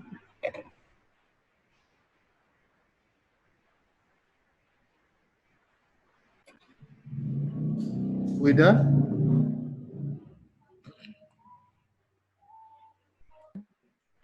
Ya. Halo? Ya. Udah? Dari teman, ya? Udah masuk? Ya, udah masuk, Mbak. Oke, ya. Gimana teman-teman sudah semuanya? Saya rasa penjelasannya. Mbak Ida putus. Halo? Halo? Masuk, Bro. Masuk, Bro. Ya. Udah? Ya. Udah bisa? Udah. Oke. Saya rasa penjelasan ini tadi udah jelas sekali ya. Jadi teman-teman mungkin biasa memang begitu. Kalau di kelas, kalau penjelasan dosen udah jelas banget, gak banyak yang tanya. Artinya berarti bagus penjelasannya gitu ya. Penjelasannya bisa diterima dan enak banget. Tapi itu artinya bekal bagi kawan-kawan. Itu biasa dipakai kalau kita misalnya mau melakukan riset ya terhadap marketing communications atau market research itu menggunakan pendekatan-pendekatan kualitatif itu. Mungkin yang tadi ditanyakan oleh Nabila itu adalah seringkali bukan bagaimana how we ask to the informant about the issue gitu ya.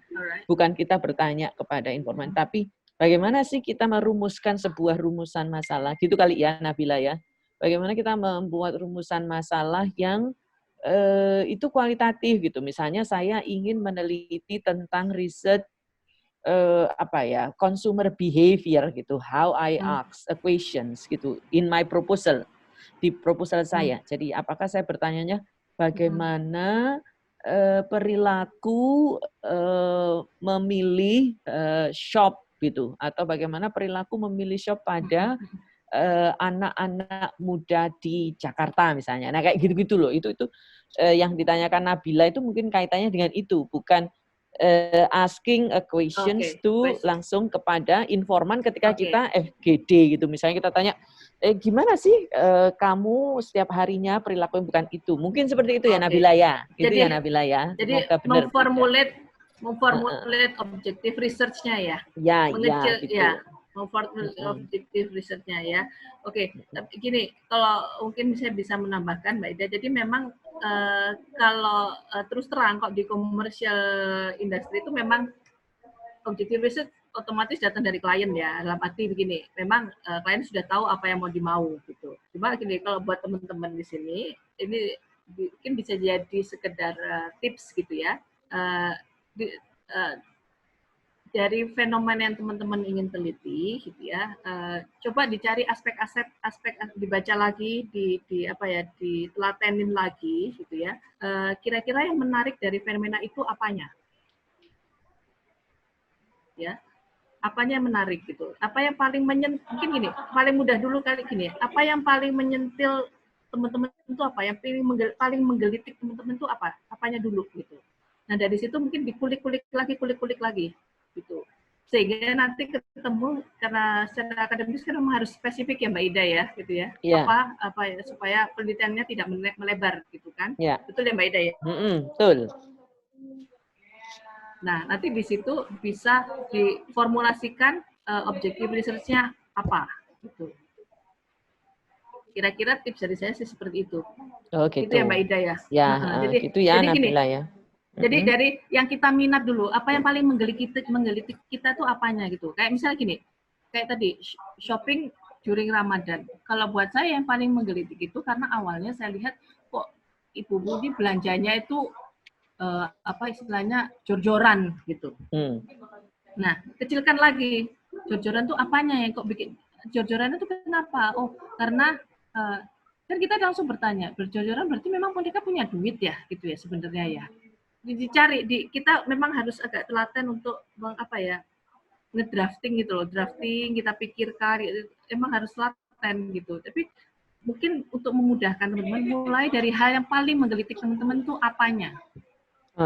Jadi kalau gitu fokus ya yang lebih penting. Nah itu mungkin teman-teman itu kalau misalnya kawan-kawan itu akan meneliti tentang consumer behavior tadi, seperti yang sudah disampaikan Mbak Ime tadi, mungkin harus fokus gitu pada apanya, misalnya karena consumer behavior itu banyak banget gitu kan, luas banget itu.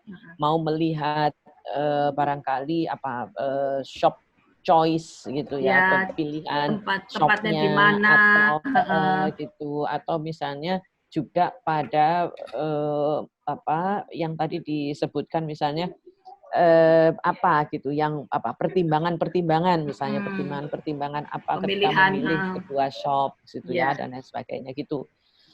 Mungkin gitu ya kawan-kawan, jadi lebih ke arah yang lebih kecil lagi dipikirkan fokusnya, karena kualitatif ini tidak pada breadth, tidak pada keluasan, tetapi pada depth-nya, jadi pada kedalaman hasil analisisnya. Jadi seperti tadi disarankan oleh Mbak Ime, berarti jadi yang luas tadi harus dipersempit lagi supaya lebih fokus dan terarah gitu ya dari risetnya gitu ya. Karena ini untuk keperluan akademik gitu ya. Jadi memang kita tidak bisa beda. Tapi maksudnya tips dari saya itu berlaku juga di saya, bahwa sebenarnya mungkin dengan hal yang paling teman-teman minati itu membantu teman-teman. Ya. Ya. Mutia Dina, mana Mutia Dina? Katanya tadi pengen tanya. Silakan Mutia. Iya Bu, tadi mau tanya tapi terputus. Iya, monggo, silakan. Saya mau tanya, waktu itu saya pernah menjadi mystery shop untuk beberapa agensi research. Nah, apakah hasil dari itu dilakukan oleh beberapa agensi riset. Nah, apakah dengan melakukan dengan menyebarkan kepada mystery shop yang mana mystery shop itu belum tentu mengerti betul produk atau yang apa yang akan dirisetkan, itu apakah nanti hasil datanya akan menjadi valid kalau misalnya ada agensi yang menyebarkan kepada mystery shop seperti itu. Dan mystery shop itu kalau kemarin saya itu sempat dibayar juga, Mbak. Sebagai apa? Shoppernya? Iya, sebagai shopper. Jadi kayak pura-pura gitu. Beberapa kali saya pernah. Memang. Enggak. Jadi memang itu kendala yang sering dipertanyakan ya, valid apa enggak gitu ya. Jadi itu memang terjadi dan sebenarnya dibayar itu sebenarnya gini, kok di konteks kami itu sebenarnya bukan dibayar Mutia. Jadi gini, itu sebagai istilahnya kompensasi aja, tanda terima kasih. Jadi harusnya idealnya itu Mutia itu direkrut bukan karena dibayar. Jadi direkrut karena memang bersedia dan sebagai pengganti kompensasi waktu yang Mutia keluarkan, ada kompensasi uang gitu. Sebenarnya logikanya begitu, tapi mungkin ya nggak bisa dipungkiri logikanya jadi terbalik gitu ya. Nah, kalau valid harusnya dengan proyek ini kan diinisiasi oleh satu institusi, kemudian dibagi-bagi ke beberapa agensi. Harusnya bisa dengan standar yang dipenuhi, harusnya bisa valid karena big agency satu pihak yang leading project ini itu sudah punya standar, sudah punya ketentuan, harusnya valid dan itu nanti biasanya akan dilakukan cross check lagi itu Mutia. Oke, terima kasih Mbak. Jadi nanti biasanya mereka sudah mendevelop standar-standar yang harus dipenuhi sehingga agensi satu dengan yang lain ketika melakukan mystery shopping ini punya standar yang sama. At least mendekati, walaupun tidak bisa sama persis, at least mendekati. Gitu ya. Oke? Ya. Nah, maaf, saya harus interupsi karena jam 4 biasanya setting akan diputus secara otomatis. Ya. Oke. Terima kasih. Aku tutup aja ya, sebentar ya buat teman-teman ya. Jadi mungkin saya mau share sedikit sorry. Sebentar ya. Mana nih share? Satu hal gitu ya. Mungkin bisa jadi di kualitatif ini kelihatannya sepele gitu ya, menjadi murah. Cuma untuk apapun gitu ya, kelihatannya memang ini suatu yang ordinary gitu ya. Mantap. Anything you do, you may do ordinary tasks, but you can make it extraordinary and you'll be irreplaceable. So in anything you do, just make it extraordinary. Jadi itu bisa bermakna buat teman-teman dan juga bisa dimotivasi teman-teman ke depannya ya. Oke. Makasih Bu. Ya. Sukses ya buat semuanya ya. Terima kasih Ika, makasih banyak. Sehat-sehat semua ya. Ya.